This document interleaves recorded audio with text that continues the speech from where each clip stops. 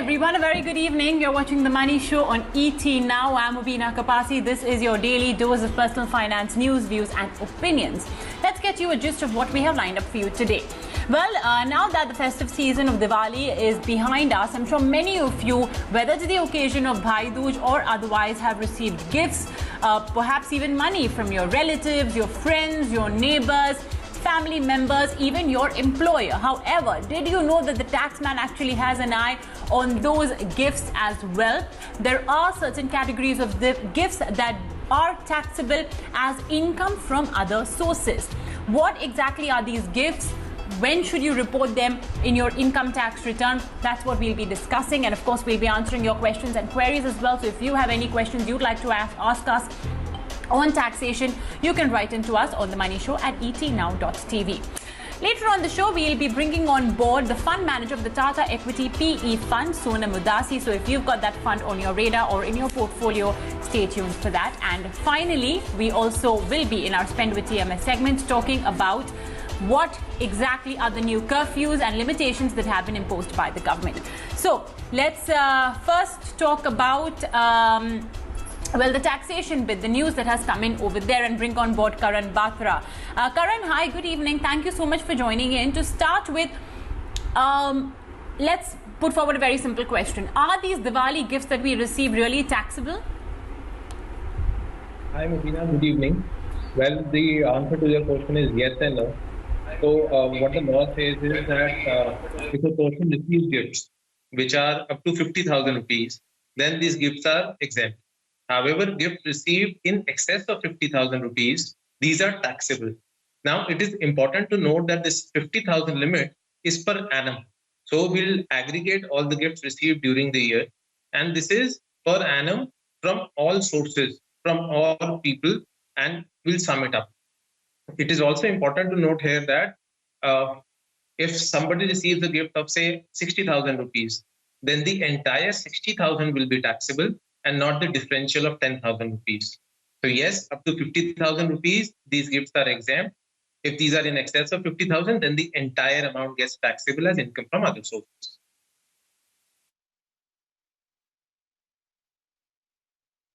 But you know, sometimes it's. I mean, how do you give do you give a monetary value to these gifts, because they're not necessary in the form of cash? You know, they come in kind as well. So do you sort of attribute a monetary value to these gifts as you receive them? Yes, gifts received either in cash or kind, both are taxable. So say, for example, you receive a gift. So say, for example, you receive an iPhone of 1 lakh rupees. Then we'll have to ascertain the value of that. And on this 1 lakh rupees, we'll have to pay tax. So yes, even non-monetary gifts, gifts in kind, we ascertain the value and pay tax.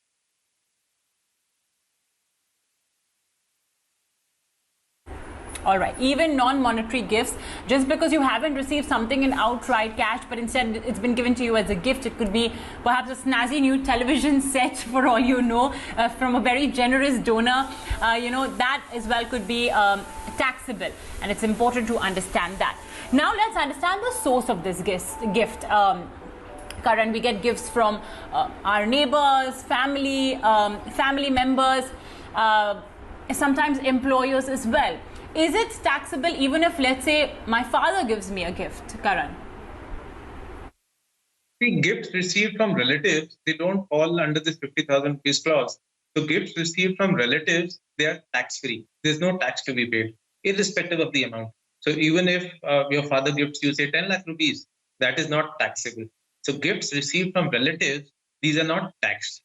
Now the point comes, who are the relatives? Is your cousin your relative? No. Your cousin is not your relative. So in the definition of relative, what they say is that your spouse is a relative, your brother or sister is a relative, your brother and sister, the spouse of the individual is a relative, brother or sister of the parents of the individual are relatives, and any linear ascendants or descendants, these are relatives, and lineal ascendant or descendant of the spouse of the relatives are also relatives, and of the above mentioned people, the spouse, these are also relative. So gifts received from any of these categories, these are tax exempt. It is also important to note that gifts received from these people is exempt, not gifts made to these people. So say, for example, I received a gift from my uncle who is falling in the definition of relative, then that is tax exempt. But if I make a gift to my uncle, then in the hands of the uncle, it will be taxable.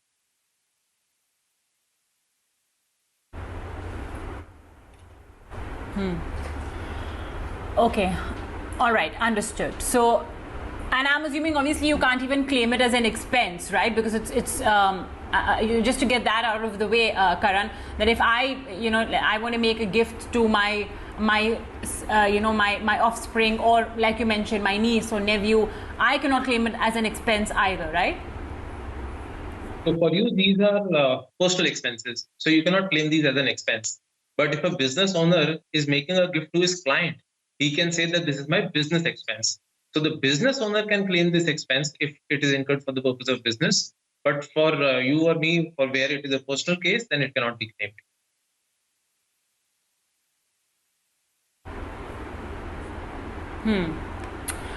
Okay, all right. So giving a gift is a personal expense. If individuals like me or Karan essentially give a gift to anybody, it could be a friend, family, relative, don't think that you can claim it as an expense really, and perhaps reduce your tax liability. That's out of the question. Of course, if we have a company and we sort of give gifts to our clients, our suppliers, to maintain those business relationships, then it's a different matter altogether. And for those individuals who receive gifts in Diwali, monetary wise, of course, it's important, but also who are you getting the gift from? This is well important. So from your immediate family member, your father, your mother, from your child, it's fine. But then there will be a limit of 50,000 rupees that will kick in. And also, let's say if you get a gift of 70,000 rupees, it's not that balance 20,000 rupees that's taxable. The entire amount will be taxable, which by the way brings me to my next question, Karan. Let's say if I have got several gifts during the year, how do we sort of accumulate all of them and then look at the value, or is this sort of 50,000 rupee limit applicable for each individual gift? So it is the aggregate value of all the gifts received from all the people. So in this case, what we'll do is we'll add up all of these, and if it is more than 50,000, then it gets taxable. So it is not per gift or per person, but aggregate limit.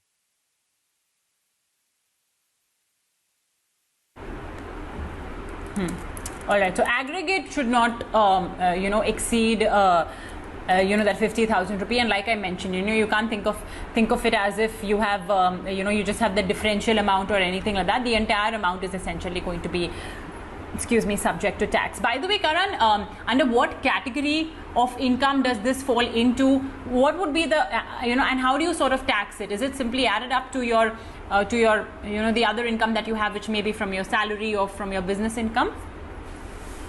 Yes, so it is taxed as income from other sources and would be taxable as per the slab rates.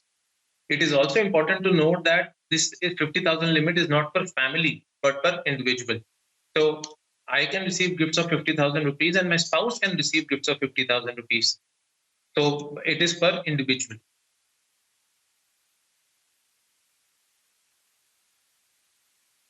Karan, it's also, of course, we're talking about gifts received during Diwali. However, there are other events as well when you do receive gifts, and it may not be taxable. Since you're talking about the topic of gifts, and of course, we have an upcoming marriage season as well, so it will be interesting to get in your take on that.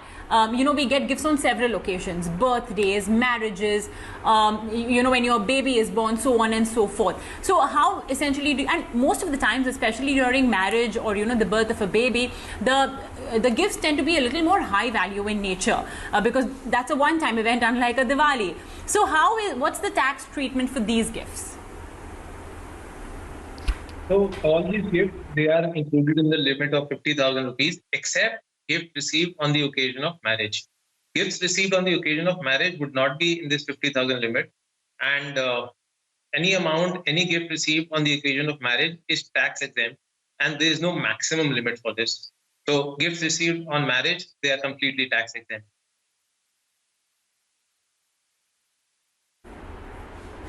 And this obviously regardless of whoever you get the gifts from, it could be a colleague, a friend, or whatever, Karan? Yes, gift received from anyone.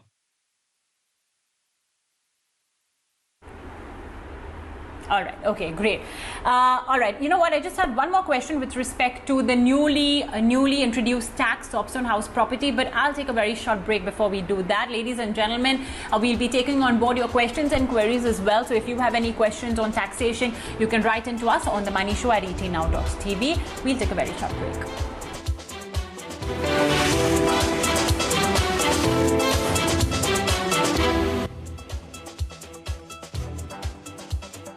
Back, you're watching The Money Show on ET Now. Let's, before I just take on board the questions and queries that we've received from more viewers, I just want to talk about one more topic, and that's with respect to the recently announced tax stops by the Finance Minister.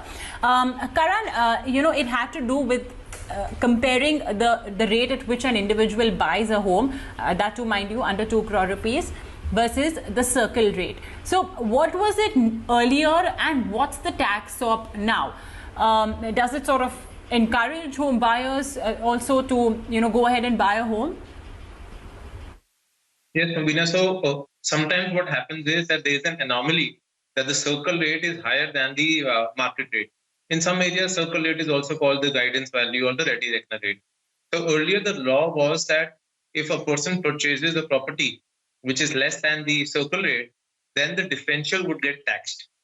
So earlier, there was an exception that if it is up to the differential is up to 10%, then it would not be taxed. If it is more than 10%, it would be taxed. Now it has been changed, and it says that if the differential is up to 20%, it would not be taxed. And if it is more than 20%, then it would be required to be taxed. I'll just explain this with the help of an example. Say, for example, a person purchases a property whose circle rate is 1 crore rupees, but he purchases it for 85 lakh rupees. So he has purchased it at less than the circle rate. So earlier, because the difference is more than 10%, it was taxed and tax was required to be paid on this 15 lakh rupees. But now, because it is within the limit of 20%, so tax would not be applicable. So yes, this is good for the home buyers. However, it is important to note here that it is only for primary sale of residences. So when a person is purchasing from a developer, it is only applicable then. If this is a resale property, then this clause is not applicable.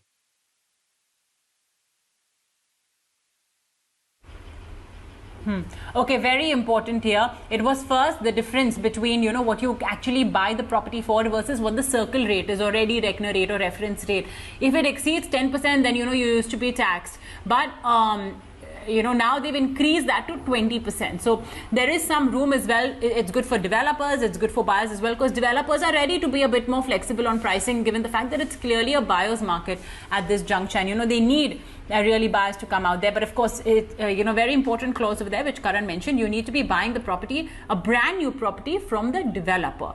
So that's important to understand. You can't be buying, a property that already has been purchased by somebody else in an existing building. Okay, well, let's take on board some questions and queries we've received from our viewers. The first question is from K.R. Ravi. He says, which are the most tax efficient investments for retirees? Karan, what would you recommend? Unfortunately, I can understand that tax efficient, yes, but maybe the returns will not be that great because, the government has had to cut interest rates on quite a few instruments. But yeah, what's your view on these tax efficient investment instruments? For senior citizens who are retirees, the best tax efficient sources are PPF and tax-free bonds. So one, these earn interest, which are safe investments. Moreover, the income from these is also not taxed. This is completely tax exempt. So PPF and tax-saving bond is, tax-free bond is something that they can look at.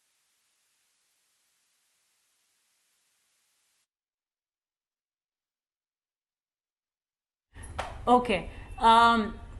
So that's the view coming in, Mr. Ravi, on essentially some options available for you. Let's take on board another query. PK Kanan writes in saying that I am aware that advance tax need not be paid by senior citizens. Is it applicable at the present situation of the extended income tax return date? Because I would like to avoid paying interest on advance tax if needed to be paid.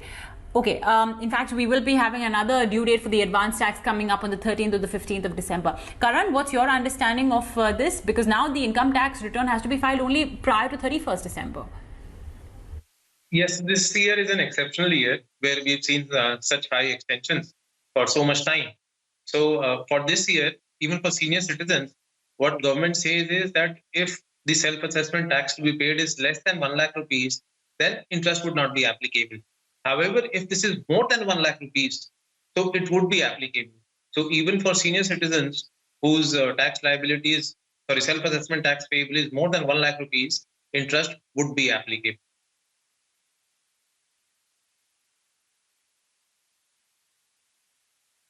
Right.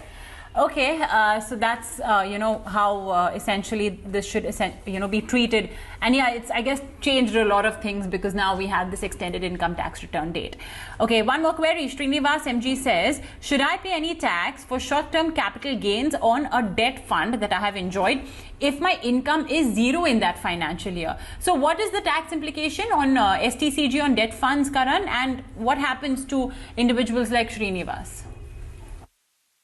So STCG on debt funds is added to your total income and is then taxed as per the slab rates. So if the person does not have any other income and his income from this is also less than 2.5 lakh rupees, then there is no need to pay tax because as per the slab rates, it would not be applicable.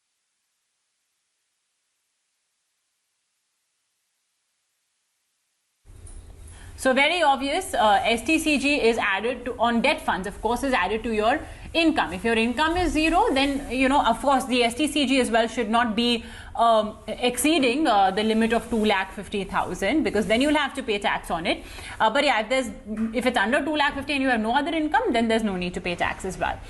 Okay, Manish Keswani says, if I have a joint property with father and son, can the son claim HRA benefit if he pays rent to his father due to financial requirements of his father? But it's a joint ownership, so that could be a little tricky. Karan, what do you think? Do you think, the son can claim HRA? Yes, rent can be paid to the father. Even for joint property, it can be paid to the father for his share, and the son can claim an HRA. It is important to note here that if you're making the rent payment to your father, then you can claim the HRA. But if you're making the rent payment, sometimes people pay it to the wife. That is not allowed because husband and wife are treated as one family. So you can pay the rent to your father for his share of property, and then you can claim the HRA. It is also important to note here that the payment should be made via bank transfer, and you should have proper rent receipts, and you should have a proper agreement. So if any of these is missing, then the exemption would not be allowed. So ensure that the money is transferred via bank accounts, you have the rent receipts, and there's a rent agreement, and your father discloses it in his income tax return.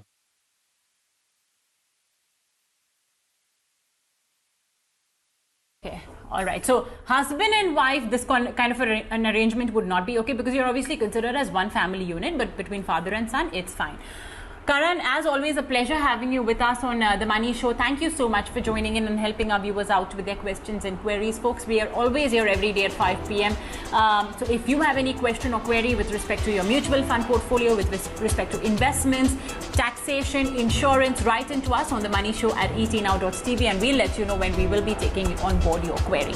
Time for a very short break. Don't go anywhere. We'll be bringing on board your Meet Your Fund Manager segment when we return.